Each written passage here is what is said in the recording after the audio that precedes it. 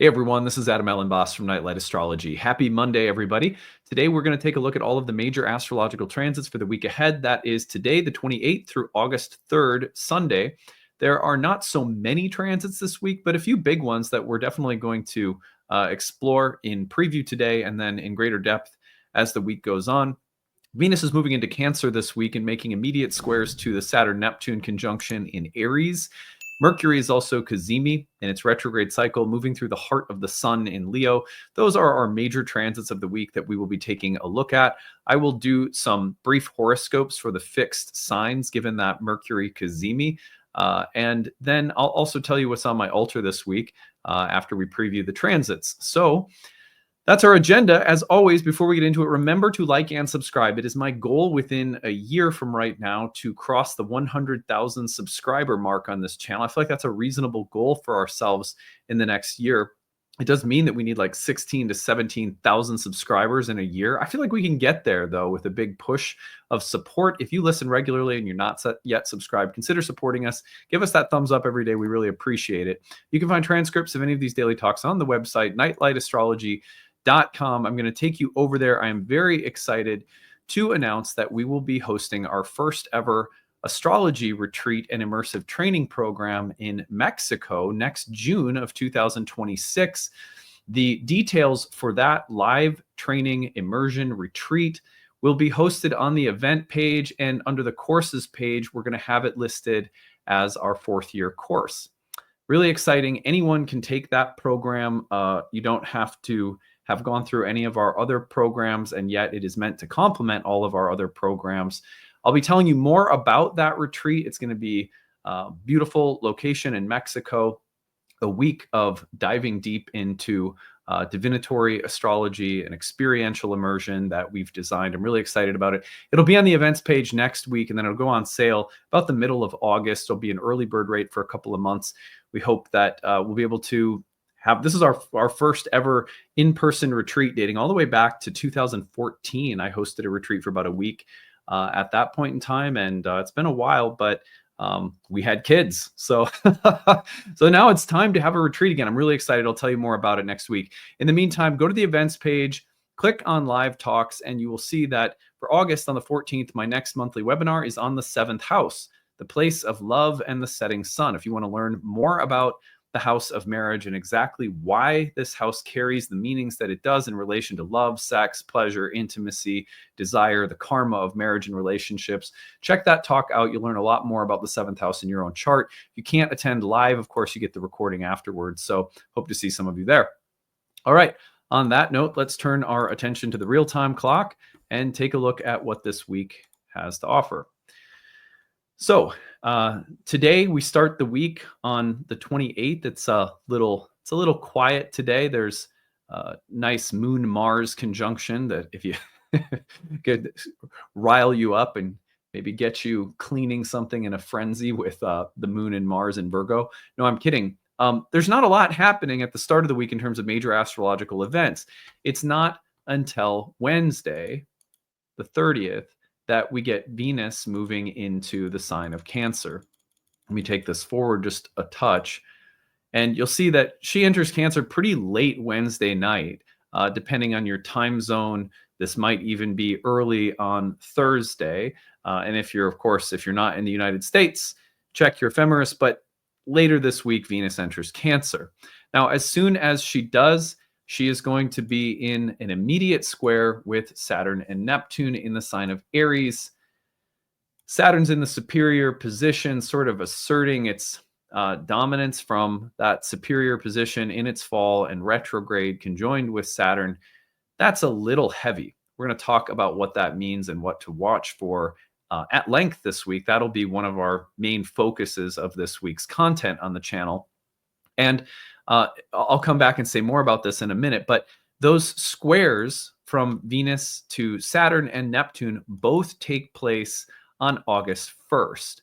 That is Friday here in the United States. So if I move this forward to Friday, you'll see that by the evening on Friday, that square has already passed over. So, early morning, Friday the 1st through the end of the day on the 1st is when you're going to see the squares from Venus to Saturn and Venus to Neptune. That really is the major astrology of the week. However, there is one other significant transit this week. It is a normal part of every retrograde cycle, but a powerful part that we can't gloss over, and that is Mercury's Cazimi. I think this one is a little extra because we have Mercury at the heart of the sun in the sun's own sign. So this has a kind of extra solar flair behind it, in my humble opinion.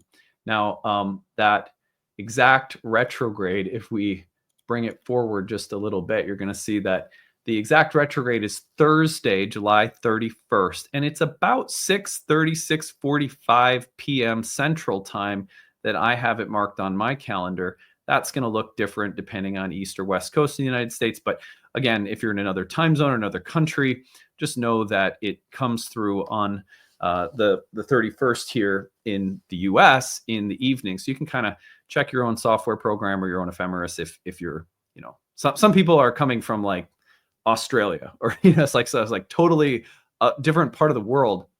And you might want to just check and make sure you know when exactly that's taking place. But it's on the 31st here. And so we'll see that Cazimi coming through later this week. So it is the Cazimi, it is Venus into Cancer, and it is Venus square Saturn and Neptune that constitute the major astrology of the week. All right, well, let's go back and say a few things about Venus into Cancer. Later this week, you're going to meet new content creators on the channel that will be doing a monthly overview as well as your monthly horoscopes. In the horoscopes, which at the time that I'm recording this, we've already recorded, I think you're going to love them. And those horoscopes focus on the upcoming conjunction of Venus and Jupiter in Cancer later in August. When Venus enters Cancer, she is now co-present with benefic Jupiter. All in all, I love this transit for Venus. I love this transit for Jupiter. When the benefics get together, that area of our birth charts gets kind of like, it's like having the wind at your back. There's a feeling of support. And I think these two coming together in the warm, nurturing sign of Cancer can be very healing and very emotionally supportive. We're going to say a lot more about that as the week goes on. But before that happens, the initial entrance of Venus into Cancer is sort of mired in the square to Saturn and Neptune. That takes place. So if we have the entrance of Venus into the sign of Cancer Wednesday evening, the 30th, then it's by Friday, the 1st, that we see the squares come in. So it's pretty immediate. As soon as Venus enters Cancer Wednesday of this week, you're going to be feeling that square all the way through Sunday. So if we stretch this forward just a bit, I would say give it till August 3rd. That's the 3-degree engagement range, at which point Venus gets about 3 degrees of separation from Saturn and Neptune. You start to feel things fading by that point in time. But prior to that happening, now we have Venus moving as soon as she enters Cancer through engagement square with Saturn and Neptune. I'm going to talk about that dynamic here first, and then I'll circle back to Mercury's Cazimi. When we look at aspects from the ancient perspective, we look at them, especially the traditional visible planets, we look at them in terms of which planet is inferior or superior within the aspect dynamic.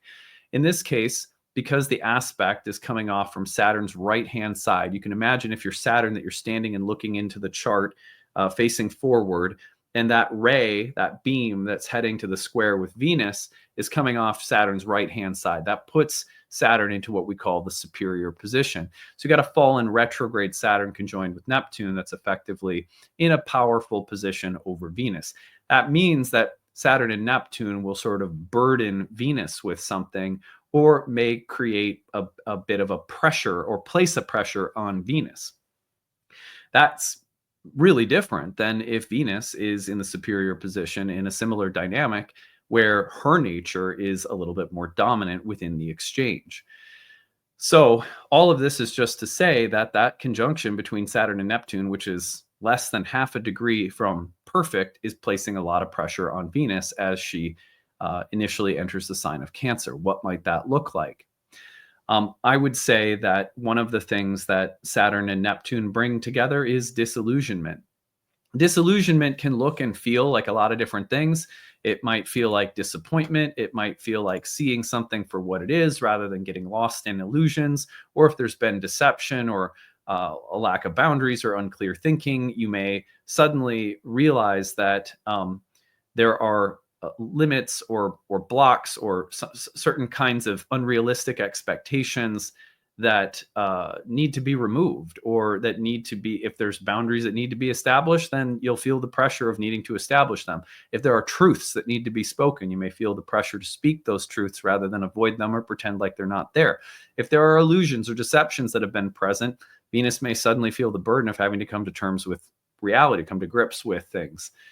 Venus is also maybe charged with nurturing someone or something in the form of Saturn and Neptune that are hurt or broken, like a wounded hero, and Venus is playing the nurse to a broken down Saturn. Whatever that looks like, the question may arise, do I really feel like nurturing someone or something that's placing a pressure on me to care for them or to take care of them? That's especially difficult if the person or situation placing a pressure on us to care for it is despicable, or if there's something, there's something sort of unsympathetic about a character or a villain, or even someone that we might consider an enemy. I think a lot about those movies where there's a character that is dealing with addiction, or maybe they're dealing with corruption of character morally or spiritually. And there may be people that are realizing, I can't be it, this person can't be in my life any longer, but I'll get to that in a minute. For now, they need my care. So I've got to help check them into a rehab center, and no, I can't go on having the same relationship that I've had with them in the past. But for right now, I'm going to, be the bigger person and care for them, despite the fact that this is a very clear sign to me that we can no longer have a normal, healthy relationship. So Saturn and Neptune placing some pressure on Venus to maybe care for someone or something that's in rough shape. That doesn't mean that this person or situation is totally lovable or easy to want to lend your support to. I could also see Saturn and Neptune coming into, they're very close to conjoined right now. And whatever they are trying to make real, that is perhaps has been invisible or intangible or subtle, Neptune and Saturn sometimes, when they come together, will take things that are somewhat intangible or otherworldly and bring them into form, shape, or understanding. I would say, for example, mystical, non-ordinary states of consciousness that suddenly become slightly more understandable or tangible or even describable. We're able to articulate something of a non-ordinary experience, like a dream. Very Saturn, Neptune. Could there be something non-ordinary, mystical, subtle, or intangible that we are suddenly able to articulate artistically, or that we're able to convey within a relationship? I imagine that some relationships might go through a little bit of a moment of being able to convey, articulate, or explain things that are not easy to explain emotionally, psychologically. That might be a good thing, even if it's a difficult thing, to convey things that are really, really difficult to explain or get at, those subtle little patterns that are nagging and persistent. We can see them, but sometimes we can't put words around them. And those are often the kinds of patterns that exist at the root of problems in relationships. Maybe this week we're able to get at those just a little bit more. Whatever the case may be, maturity, hardship, difficulty, limitations, endings, moments of greater maturation and wisdom that come by facing hard or difficult things, or working through constraints or obstacles, especially within relationships, within friendships. Those are the kinds of things that I imagine coming from this intense little window of time. Again, give it, say, Wednesday through Sunday of this week, being a little bit generous with the orb. That covers both Venus's square to Saturn and Neptune in preview. As we go on throughout the week, we're going to look at this in greater depth, and we're going to take it from a few different angles because it's a significant transit to start our week. You'll also get some really good coverage, I think, in our monthly overview, where we look at that. One of our new collaborators will be breaking that down for you, and I think you'll appreciate that as well. All right. The next transit happening on Thursday, and it's obviously the coming previous in the week, but I kind of decided to cover Venus square Saturn and Neptune first. We're going backward in time now. The square from Venus to Saturn and Neptune happens Friday. Thursday, just the day before, we'll see the Cazimi from Mercury and the Sun. Now, effectively, this marks the transition space within Mercury's retrograde from evening star to morning star. It is at this moment of the Cazimi that the new cycle, appearing slowly and progressively as Mercury emerges as the morning star, next in its cycle, begins. So this is a seeding point of a new morning star cycle for Mercury. What that means is that one of the things we're going to do this week is we're going to take a look at this from the standpoint of our the whole sign houses in our birth chart through horoscopes. It's a good time to reflect on what has been changing, what has been shifting in terms of the Mercury retrograde cycle within the whole sign house of Leo in our birth charts. This is a really important inflection moment within that cycle and within that change of orientation or perspective that Mercury's retrograde provides us with. So Mercury retrograde tracking can be a very subtle thing. It doesn't necessarily happen all at once. It doesn't convey in a super overt way because we're dealing with things that often have to do with subtle changes of perception, subtle changes of mind, and different ways of orienting ourselves within the space of a very particular dimension of life. And those retrogrades are, 3 times a year. So it's not like they are the world's biggest, most profound things ever. They recur pretty regularly. And yet their cycles, with a little careful attention to these important turning points, can speak more loudly, but we have to think about it a little bit more deeply. So we're going to try to do that this week with some horoscopes and looking at the Mercury Cazimi. A few things to say about Mercury Cazimis generally right now.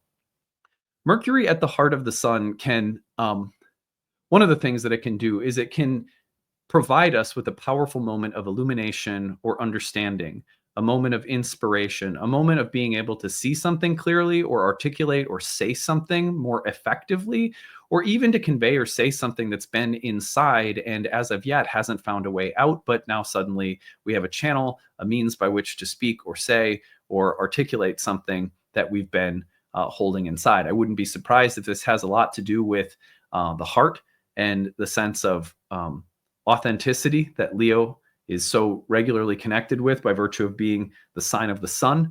Our ambitions, our sense of direction, our sense of legacy and transcendent purpose in life, the sense of pride that we carry in having a unique personality, a unique ego structure that is here to be seen and to share and speak and illuminate from within the world around us.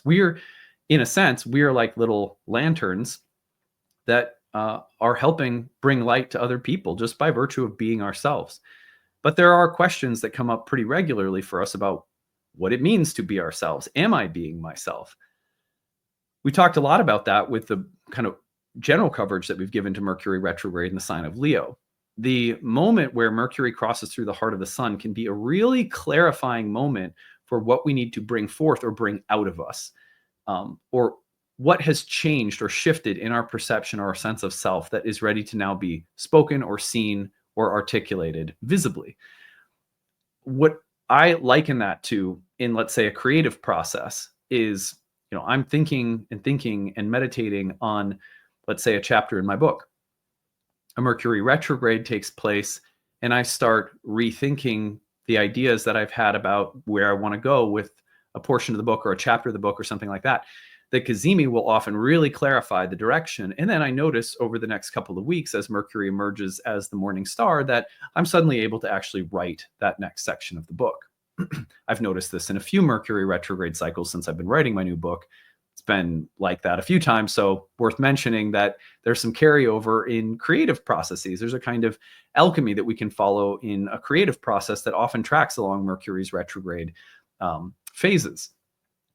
What I love about this is that Mercury at the heart of the sun and in the sign of Leo carrying forth a message from the heart, an expression from the heart, is going to now move into morning star appearance phase. It's like a trumpet blowing at dawn.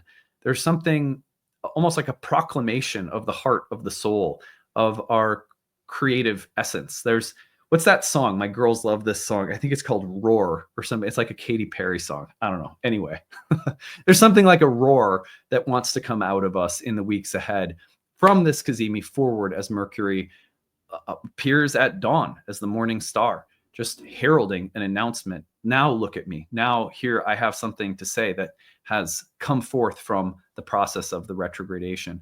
So we're going to look at this again as the week goes on, just kind of a little preview for now. So that is the astrology for the week. What I want to do briefly now is, with that Mercury Cazimi in mind, we have recently looked at the significations of Mercury's retrograde for all of the signs. And I'm going to, and initially we did it for the fixed rising signs. So we're going to repeat that exercise now, and we're going to visit this Mercury Cazimi from the standpoint of, here we go. So we're going to repeat it from the standpoint of the fixed signs. So if you are a Taurus rising, this is taking place, this Mercury Cazimi, on the 31st in your 4th house, place of home, family, the inner or private sphere of life, the karma of parents, of father, of land, property, of the roots, and that inner, more private part of your psyche. What has been taking place deep within you? Where is the pride that you carry invisibly, secretively, inwardly? The sun is in this deep, invisible space, but in that invisible space, it's almost like I see it like a dark room with beautiful candles lit everywhere, deep within.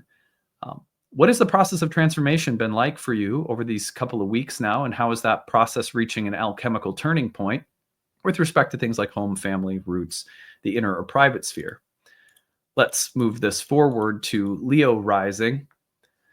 The 1st house, a place of self, identity. How is the process of Mercury's retrograde reshaping the way you present yourself to the world, the way that you think about yourself, what you see when you look in the mirror, your health, your body, your vitality and spirit? What is your body asking you for more of or less of?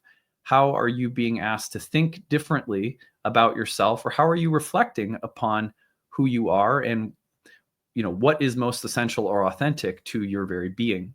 These kinds of existential questions are part of a Mercury retrograde in your 1st house. It's reaching a peak moment of transformation with the Cazimi this week. Let's go forward to Scorpios. For the fixed rising signs, again, you're getting them in the angular houses. For Scorpio, it's the 10th, that visible public sphere of life. What's been changing in the workplace? What's been changing with respect to your name, title, duties, relationship with coworkers, or authority structures, or management, or bosses? What kinds of responsibilities, duties, or voicing of leadership do you have? How are you being asked to wield your creative essence within the workplace? What is the role that you carry in the workplace, and how are you being asked to compromise or shift your perspective, listen to feedback from others while still being the best active leader and being the most authentic version of yourself? Balancing all those things, not always an easy task in the 10th house. There's a lot of pressure too. The roles, the duties, the way you organize or manage things, the way projects are getting done. So watch for the process of alchemy in the workplace to be pronounced right now. That's for Scorpios. Finally, we'll go to Aquarians, where we have the Mercury retrograde in your 7th house. This is the place of love and relationships. Retrogrades in the 7th house can point to changes happening within relationships, within existing relationships. They can point to a level of clarification happening internally that may have to do with who you want to be with and who you don't want to be with. And that may even take place while you're single or not necessarily in a relationship at all. On the other hand, the Mercury retrograde here could point to a process of powerful alchemy that's happening in the life of a partner or someone close to you that's having maybe a little bit more of an indirect impact on you, but one nonetheless. I could also see this place being one where how you're being mirrored by the other person in a relationship is shifting or changing. Someone else has been providing you one form of feedback, but now you're ready to receive a very different kind of feedback. Different people see and experience us differently, and that helps us to grow and change. The way we see ourselves through others is a vital part of well-being, happiness, personal growth. So the mirroring process in relationships could be highlighted one way or another. So watch for that place of love, relationships. Also desire. How are your desires for happiness or connection changing or shifting right now? So those are all of the things that are, those are really on my mind. What I want to do now is I want to show you what's on my altar to close the week. What's on the altar this week? So it's really kind of fun, but I have a little Grateful Dead statue. You can see the Grateful Dead. It's like on a little piece of wood, and yeah, it's the classic Grateful Dead image of the lightning bolt. Now, the reason for this is kind of fun. Like I said, I like to have fun. I like to be very creative with what I offer on my altar every week, and I'm always conscious of trying to bridge the life I'm living with the divine and transcendental sphere of the gods and goddesses, and those gods, goddesses, figures, teachers, sages, traditions that live in me most vibrantly. And that's a collection for me of deities and sages, that saints and so forth, that mean a lot. And I like to try to bridge whatever I'm offering between the realm of the gods and the realm of my everyday life. So in the next week, I will be going to see a Grateful Dead show. They're broadcasting one of their shows from Golden Gate Park to IMAX theaters around the country. It's the 60th anniversary of the Grateful Dead. So I'll be going to that show and with my wife and kids. And then I'll be going to a Jerry Garcia festival here in Minneapolis while my dad is in town. So a bunch of Grateful Dead things coming up for me. And I thought, you know what? Why not offer my love of this music and this band up to God and just say, hey, make some meaningful connections for me this week if you're up for it, between the music I love and the experience of the music I love and my love of God. I don't see any reason why those things can't coexist. For me, they do. For me, those kinds of connections, in fact, have always existed. One of the reasons that I really, love the bands and music I love is because I find usually the kind of music that I like is the kind of music that I find has a lot of philosophical, spiritual, or artistic connections to my philosophical and spiritual values. Grateful Dead for me is a deeply spiritual band with many. They tell stories. They have many deep philosophical insights. Robert Hunter, who wrote lyrics for the Grateful Dead, to me was a kind of poetic sage. So, maybe for some people that might be a little bit of a stretch to connect something like the Grateful Dead to God, but it's certainly not that I think that the Grateful Dead is God or something, something like that. It's more just like, I love this art. Please help me see the faces of the divine in it this week as I celebrate this art that I love, so that these things are connected in my life. That means a lot to me. That's how I approach most everything that I do, because I can't live a life where the things that I love in the worldly sense don't have little wormholes to transcendental subjects that I contemplate all the time. I make those connections intentional through my altar.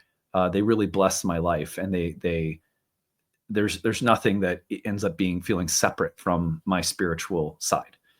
I encourage you to have fun and play and be creative with your altar in these kinds of ways.